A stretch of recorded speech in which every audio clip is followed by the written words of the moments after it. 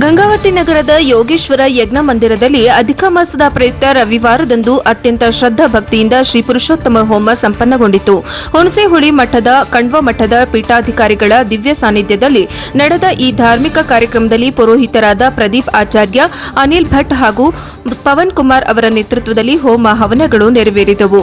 ದೇವಸ್ಥಾನ ಸಮಿತಿಯ ಅಧ್ಯಕ್ಷ ಮುರಳೀಧರ್ ಗಂಗನಾಳ ಹಾಗೂ ಶ್ರೀಮತಿ ಜ್ಯೋತಿ ಸತ್ಯನಾರಾಯಣ ದಂಪತಿಗಳು ಧಾರ್ಮಿಕ ವಿಧಿ ವಿಧಾನಗಳನ್ನು ನೆರವೇರಿಸಿ ಪೂರ್ಣಾಹುತಿಯನ್ನ ಸಾಂಗವಾಗಿ ಸಂಪನ್ನಗೊಳಿಸಿದರು.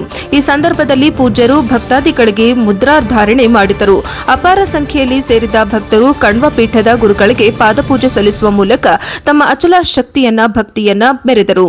ನಂತರ ಪೂಜ್ಯರಿಂದ ಸಂಸ್ಥಾನ ಪೂಜೆ, ಶ್ರೀ ಸತ್ಯನಾರಾಯಣ ಪೂಜೆ ಹಾಗೂ ಆಶೀರ್ವಚನ ಕಾರ್ಯಕ್ರಮಗಳು ಜರುಗಿದವು.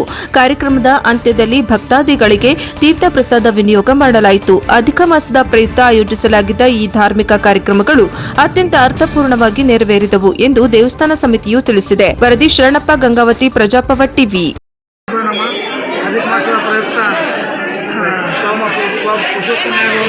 ನಡೀತಾ ಇದೆ.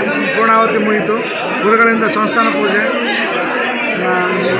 ಮುದ್ರಾಧಾರಣ ಮತ್ತು ಸಾಮೂಹಿಕ ಪಾದಪೂಜೆಗಳು ಅತ್ಯಂತ ಯಶಸ್ವಿಯಾಗಿ ನಡೆದು ಇದಕ್ಕೆಲ್ಲ ತನು ಮನೋಧನದಿಂದ ಸೇವೆ ಸಲ್ಲಿಸಿರ್ತಕ್ಕಂಥ ಎಲ್ಲ ಸಮೂಹ ಭಕ್ತಾದಿಗಳಿಗೆ, ಕಾರ್ಯಕರ್ತರಿಗೆ, ಸಲಹಾ ಸಮಿತಿ ಹಿರಿಯ ಸದಸ್ಯರಿಗೆ ವಂದನೆಗಳನ್ನು ತಿಳಿಸುತ್ತೇನೆ. ನಾನು ನನ್ನ ಹೆಣ್ಣಿನ ಮಕ್ಕಳು ಅಲ್ಲದೆ ಸಾಮಾಜಿಕವಾಗಿ ಇರುವಂತಹ ಭೂಮಿಯಲ್ಲಿರುವ ಎಲ್ಲ ಜೀವರಾಶಿಗಳಿಗೆ ಅನ್ನ ಸಿಗಲಿ, ಅವೆಲ್ಲವೂ ಸುಭಿಕ್ಷವಾಗಿ ಬದುಕಲಿ, ಆ ದೃಷ್ಟಿಕೋನದಿಂದ ಯಜ್ಞಯಾಗಾದಿಗಳನ್ನು ಮಾಡುವುದಿಲ್ಲ. ಅದಕ್ಕಾಗಿ ಅಧಿಕ ಮಾತಾಡೋದು. ಇದು ಕೇವಲ ಭಗವತ್ ಪ್ರೇರಣೆಯ ಭಗವತ್ ಪ್ರೀತಿ ಅರ್ಥ. ಭಗವಂತ ಪ್ರೇರಣೆ ಮಾಡಿನ ಭಗವಂತ ಪ್ರೀತನಾಗಲಿ, ನನಗೆ ಅದು ಬೇಕು ಇದು ಬೇಕಂತ ಕೇಳಬಾರ್ದಂತ. ದೇವರ ಹತ್ರ ನೀವು ಪ್ರೀತನಾಗಬಾರ್ದು ಸಾಕಂತ ನಮ್ಗೆ ಅನುಕೂಲ ತಂದು ಕೊಡ್ತಿರ್ತಾರ. ಹೌದಿಲ್ಲ? ಈಗ ಮಗು ಹೊಟ್ಟೆ ಆ ಹೊಟ್ಟೆ ಇನ್ನೊಂದ್ರೆ ತಾಯಿ ಹೊಟ್ಟೆ ಕೊಡಿಸ್ಕೊಳ್ಳಿಲ್ಲ. ಯಾಕ? ತಾಯಿಗೆ ಅದರ ಭಾವನೆಗಳು ಗೊತ್ತಾಗ್ತದೆ. ಒಂದು ಜೀವ ಕೊಟ್ಟಂತ ತಾಯಿಗೆ ಎಷ್ಟು ಕೊಡ್ಬೇಕಾದ್ರೆ ಎಷ್ಟು ಸುಟ್ಟು ಭಗವಂತ ಗೊತ್ತಾಗೇ ಆಗ್ತದೆ. ಎಲ್ಲ ಭಗವಂತನಿಂದಲೇ ಎಲ್ಲ ನಡೆಯೋದು. ಹಾಗಾಗಿ ಸಮಯಕ್ಕೆ ಸರಿಯಾಗಿ ಯಾವುದನ್ನು ಹರಣ ಮಾಡಬೇಕು, ಯಾವುದನ್ನು ಹರಣ ಮಾಡಬೇಕು, ಯಾವುದನ್ನು ವೃದ್ಧಿ ಮಾಡಬೇಕು, ಅದೆಲ್ಲವನ್ನ ದೇವರು ಸಮಯಕ್ಕೆ ಸರಿಯಾಗಿ ಮಾಡ್ತಾನೆ.